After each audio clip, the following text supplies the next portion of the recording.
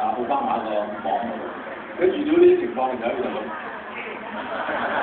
我都試下東思考緊，唔知有冇搞？因為有啲嘢係好難解釋，第一就現實咁樣。嗱話我咧，我真係要勸下你啊！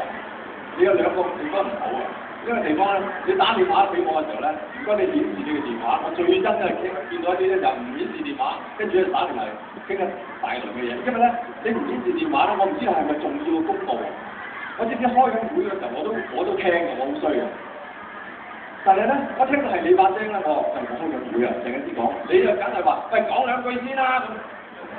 成班老細坐到我最細粒，你知啦，田生啲即係商界人士都好明白呢個喎，開會最憎人。但我作為一個即係服務大眾嘅人咧，如果朋友打電話俾我，我成日聽唔到又好衰喎，所以走就我好嘛。因為我話俾我開緊會同我中午開緊會，我唔明。隔離好多朋友打電話，我得閒嘅時候，隨時講半個鐘頭啊。好3秒。3個。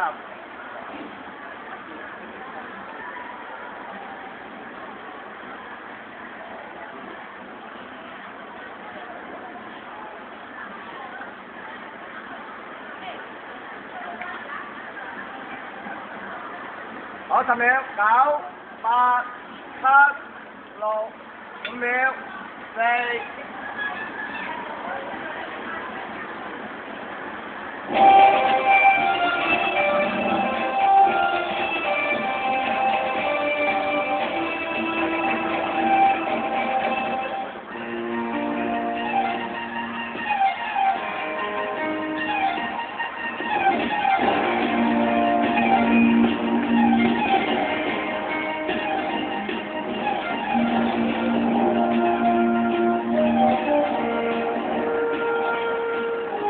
各位政府女神咧，今日繼續第二次啦，1連2個星期同大家講呢個房屋政策個題目咧，先要講先，就叫做啟動